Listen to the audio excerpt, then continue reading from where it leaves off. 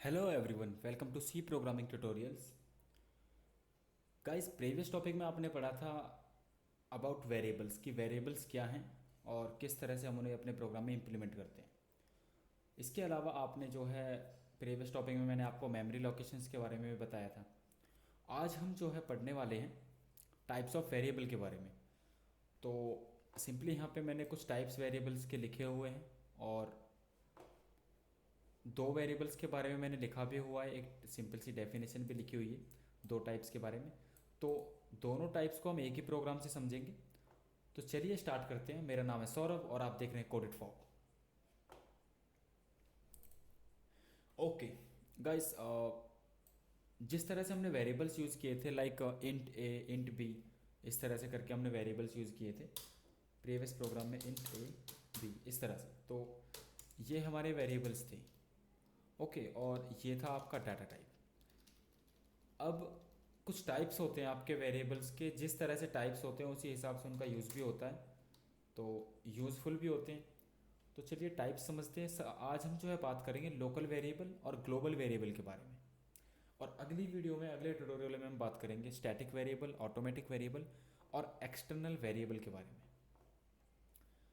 तो चलिए स्टार्ट करते हैं। तो सबसे पहले लोकल वेरिएबल क्या होता है? A variable declaration contained by the scope of a function is called local variable. As usual हमेशा की तरह ये एक डेफिनेशन है, बट सिर्फ डेफिनेशन से हमें समझ में नहीं आने वाला लोकल वेरिएबल क्या है, ग्लोबल वेरिएबल क्या है। तो अभी मैं थोड़ा सा इसको सिंपल करके बताता हूँ। लोकल वेरिएबल का मतलब होता है कि आपने कोई वेरिएबल फंक्शन के अंदर लिया है और उसको उसी फंक्शन के अंदर यूज़ किया जा सकता है, किसी दूसरे फंक्शन के अंदर यूज़ नहीं किया जा सकता। ओके, मीन्स जैसे एक होती है पैसेंजर ट्रेन जो बहुत दूर तक जाती है, कई सारे आपके कई सारी स्टेट्स में से होकर होकर जाती है। और एक होती है लोकल ट्रेन जो सिर्फ आपके एरिया में चलती है। तो इसी तरह से लोकल वेरिएबल सिर्फ एक ही फंक्शन तक वैलिड रहता है, किसी दूसरे फंक्शन के अंदर उसका जो एक एबिलिटी होती है किसी वेरिएबल की, कोई दूसरा फंक्शन यूज़ नहीं कर सकता। तो एक ऐसा वेरिएबल जो एक ही फंक्शन तक सीमित हो, एक ही फंक्शन तक ही लिमिटेड हो, उसको बोला जाता है लोकल वेरिएबल। और ग्लोबल वेरिएबल जो मल्टीपल फंक्शंस जिसको यूज़ कर सकते हैं, लाइक एक फंक्शन तो यूज़ कर ही रहा है, दूसरा फंक्शन भी यूज़ कर सके, तीसरा फंक्शन भी।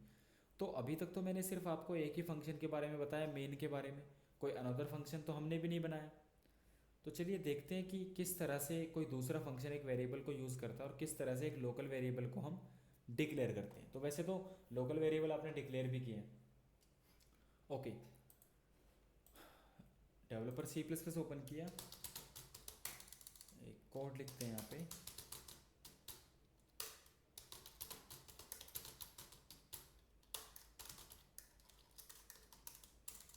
हमेशा की तरह ये आपका मेन फंक्शन है, गेट सी एच।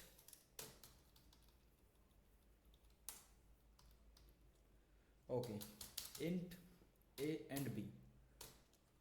आपने जो ये दोनों वेरिएबल्स लिए हैं, अभी हम जो ये दोनों वेरिएबल्स ले रहे हैं, ये हैं आपके मेन के स्कोप के अंदर। तो मेन क्या है? एक फंक्शन है और हम इसको डिफाइन कर रहे हैं। तो ये जो यहाँ से लेके यहाँ तक का स्कोप है, इसके अंदर है इंट ए और बी। ओके, तो ये है आपके local variable. Okay, local variable. तो अब इनको अगर यूज़ किया जाता है तो इस तरह से यूज़ कर सकते हैं, a is equal to 90 and b is equal to 56। Now print F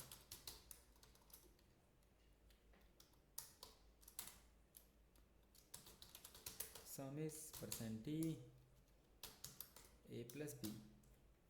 इस तरह से इसका हम सम प्रिंट करा सकते हैं और वैल्यूज़ यूज़ कर सकते हैं। बट चलिए इसको पहले रन कर लेते हैं। अब आप ये बोलोगे कि इस तरह से तो हमने यूज़ किया, बिल्कुल आपने यूज़ किया है, और आपने लोकल वेरिएबल का ही यूज़ किया है। तो वहाँ पे भी एक टाइप था वेरिएबल का, बट उस टाइम हमने टाइप्स के बारे में बात नहीं करी। उस टाइम ये समझना ज़रूरी था कि वेरिएबल होता क्या है। बाकी टाइप्स अब आए हैं तो अब समझते हैं। Okay, V1।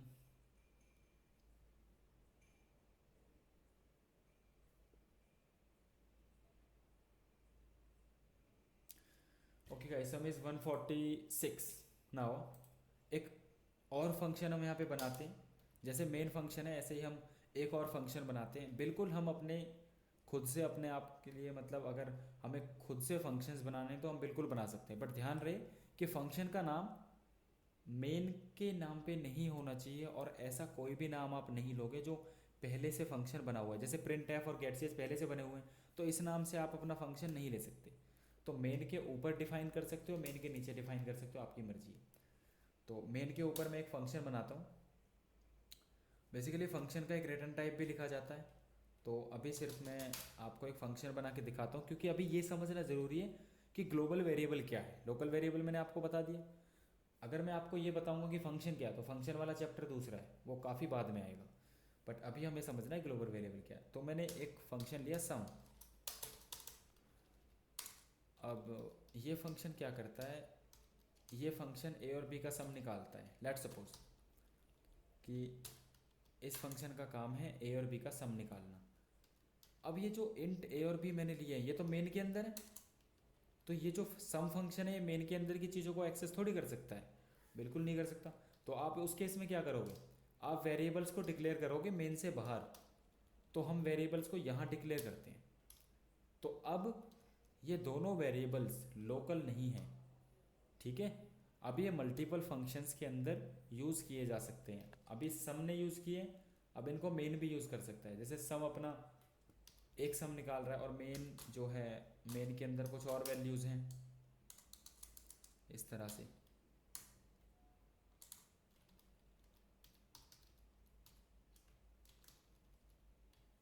कंट्रोल भी।